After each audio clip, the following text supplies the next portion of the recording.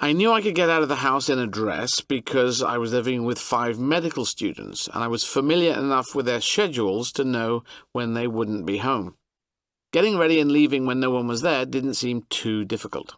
Getting back into the house without being noticed would be the challenge. So I made a plan to go to the ladies' toilets, on Highbury Fields to change my clothes before returning home. Most of what I remember about my first day walking around outside in makeup and a dress was fear. The fear of being stared at, which I knew I would be. This was partly because I wasn't that good at applying makeup. I'd bought a book about how to do it and then tried to teach myself, but I didn't have older sisters to practice with or on. I had a little bag that I'd brought with me with my other clothing to change back into. So at the end of the afternoon, I came back on the Underground to Highbury Corner in Islington, and I went to the ladies' loos as planned. I'd expected to go in, quickly change my clothes, wipe off my makeup, and then slip back out in boy mode so I could go home with no one the wiser. What I wasn't expecting in the ladies' loos at about 3 o'clock in the afternoon were 3 teenage girls smoking cigarettes. They were probably just skipping school. So there they were, smoking cigarettes, while I was trying to find a stall, change clothes, and get out of there. But the first cubicle I went into didn't have a lock. I thought, oh shit, I can't change in this loo and be constantly trying to hold my hand against the door. So I tried to find another stall. I opened the door of the stall I was in and zipped across the middle passageway to the stall opposite.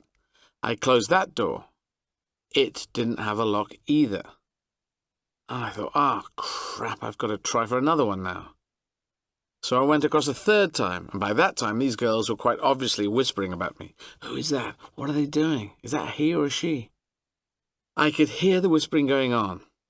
In the third cubicle there was a lock, so I locked the door and quickly managed to change my clothes and wipe the makeup off my face, not using the handy makeup wipes that you can buy today, but probably with liquid makeup remover or something else incredibly inconvenient.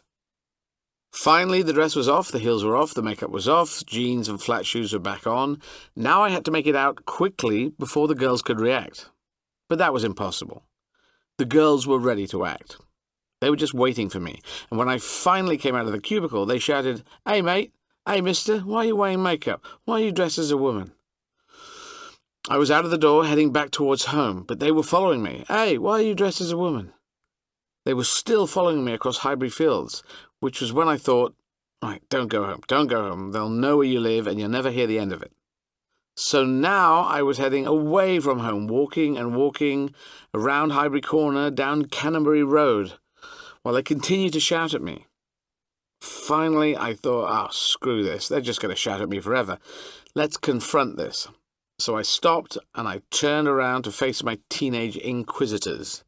And I shouted back, "You want to know why I'm wearing a dress? I'll tell you why."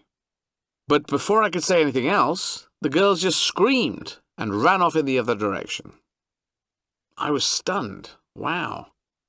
That wasn't as hard as I thought. I think that was the first time I was overtly intimidated because of my sexuality.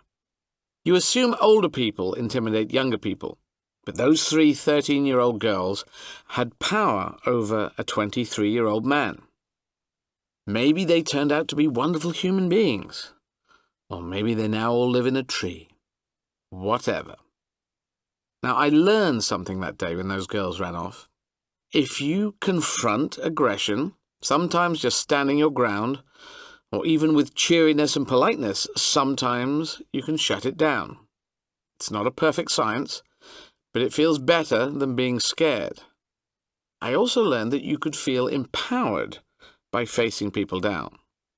They were only 13 or 14, but the turning around and saying, "All right, I'll tell you," felt almost like a second coming out, because I had to say, "Okay, you want to put me in a corner?